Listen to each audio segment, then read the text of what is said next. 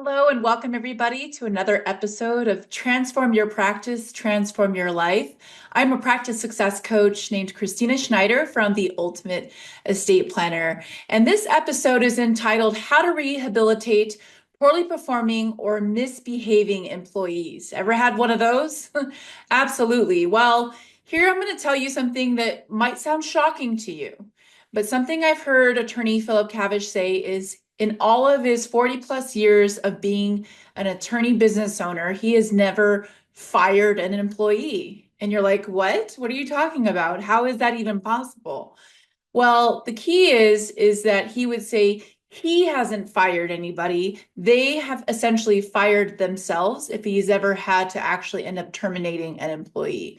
Why is that? Well, again, I have recorded a previous episode about lawyers not having laws. This is where an employee handbook is a fantastic, an absolutely necessary tool in a practice, in a business, and also holding regular performance reviews with employees. Because what's happening is all along the way, there is a consistent pattern around how you communicate with employees to discuss that very issue, which is behavior as well as performance. And even in at-will employment states, I will tell you, yes, you can fire employees for any reason at all. It doesn't necessarily prevent an employee from deciding to file a lawsuit against you for wrongful termination. I can tell you that from personal experience of having worked with Phil for over 20 years. It doesn't stop people. And so really I would tell you the ultimate goal when you consider should I fire somebody or should I not is ask yourself this very important kind of threshold question. Will they be surprised when you fire them?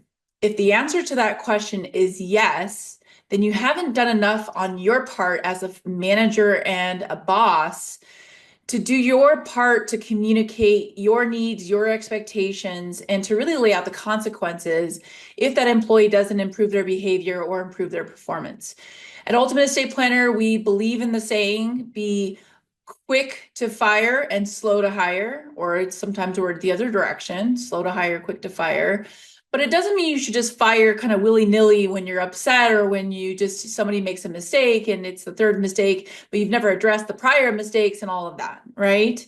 And so really, we recommend following what we call a three-step disciplinary process, which for you is something very easy to follow, very reasonable. And what it involves is upon first, essentially the first incident, whether it's, again, a behavioral issue such as excessive tardiness or absenteeism, maybe it is gossiping or creating drama or being perhaps insubordinate, maybe even combative with other employees or even with the client, any kind of behavioral issues or performance issues such as multiple mistakes, or I've had attorneys have had terrible mistakes happen from staff, such as sending the wrong client something important documents to another client and things like that. Upon the first kind of a decision point to say, okay, we need to really address this, and I want to send a message very clear to this employee that this cannot happen again. It involves step number one, which is a verbal warning. And even our verbal warning, we have them sign off that they've been given a verbal warning. And so here you would, give them the verbal warning and basically let them know what the next step is, which is if it happens again, if this isn't improved, if I don't see an improvement in your tardiness, or your absenteeism or whatever it may be within 30 days, the next step is a written warning. So step number two is now they've got an official written warning. And this, again, is documented in writing, but now the portion of all of the issues you have, whatever it is, again, behavioral or performance, are laid out in this written warning with essentially now kind of a drop dead. This is strike number two. Strike number three is going to be termination.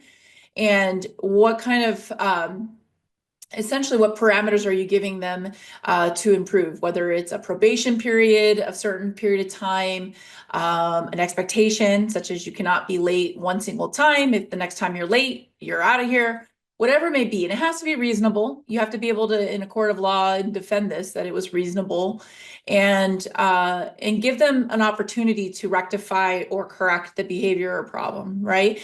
The other thing I would also say here as just a tip to you as a business owner is to also ask, what is it that you can do to help them, to accommodate them? Do they need more training? Are they interrupted all the time by the phone and it's causing them to make a lot of mistakes? Do they have a personal issue that's preventing them from getting to work on time? Can you make an accommodation to them on their hours and say, okay, instead of 8:30, we'll allow you to be here at 9, but absolutely, if you were late to 9, we're done, right? And so you got to be able to show that you've done enough to reasonably accommodate, to do your part as the employer to help this employee. And then, as I mentioned, at this point, you've given them very clear guidelines about what the next step is, which is if they do it again, they're gone. And so step number 3, of course, is termination. I'm not going to get into the steps of how we conduct an actual termination in this particular podcast episode. But it's just helpful for you to know that that is strike 3.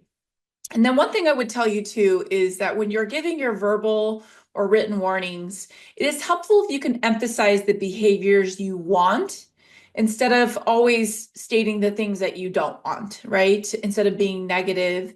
That's going to come far more welcoming from the employee than it is to be like, you do this and you do that and you can't do this and you did it. And so just, an example of this would be, instead of saying, stop being tardy, stop being absent, it would be, we really need you to have, need you to be here on time. See, that's a positive. What do I want them to do? And I'll give into a whole other podcast episode about, thinking about the negative things. And so this kind of plays to that point, which is if you drop this, what you don't want, then you've basically thrown in their mind what you don't want. They hear that.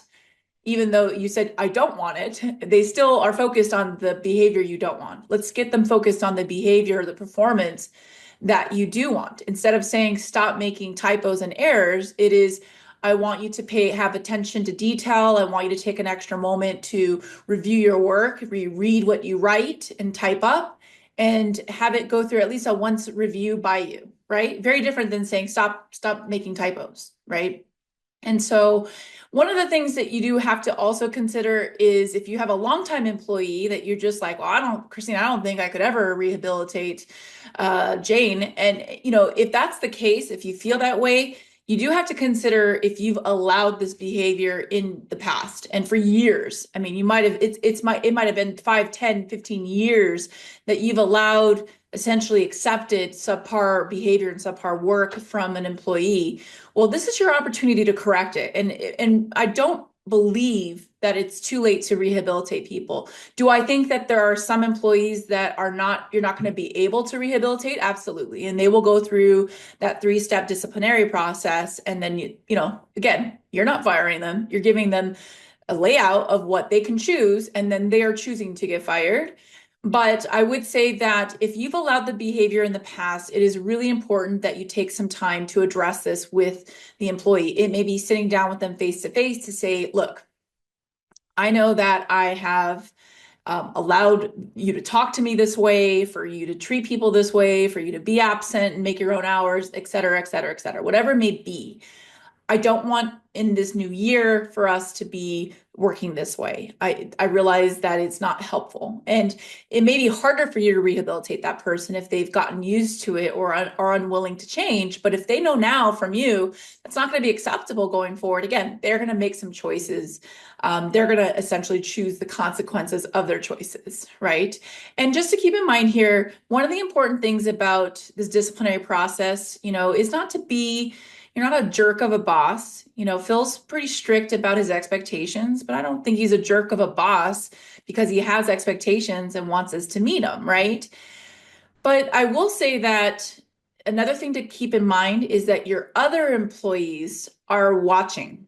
They're always watching what management is doing and how they're treating other employees. So if you're firing people and they're like, I don't know why I got fired, or I don't know why she got fired, or, that's scary for people. Wow, the boss can just fly off the handle and fire people like that with no warning. That's not cool, right?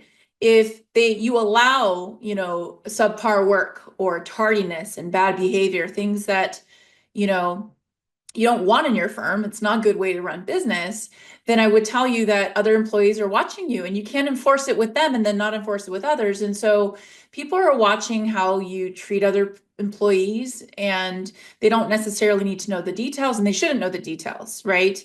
But I will just say that oftentimes firing that cancerous employee can send the best message to the employees that are there. And what you don't want to have happen in your firm is to have those types of employees with poor behavior, poor performance, start to influence and impact those that are there. It will spread in your practice like a cancer. So that's what I have for you today. I hope you found this episode useful. If it would be beneficial to you at all to learn more about Ultimate Estate Planner, I encourage you to visit our website at www.ultimateestateplanner.com. If you haven't attended our 2-day event for estate planning lawyers and their staff, definitely check out our next upcoming event. We hold those throughout the year, all throughout the country. It is a transformative event that can really impact your life. If you found even just part of this podcast to be helpful, it is that on crack. It's 2 full days packed with it, and also with fellow estate planning attorneys learning the same. So I hope you'll join us at one of our upcoming events. And if there's anything else we can do for you, please feel free to reach out to us. Thank you so much, and we look forward to helping you unlock your practice's potential. Goodbye, everybody.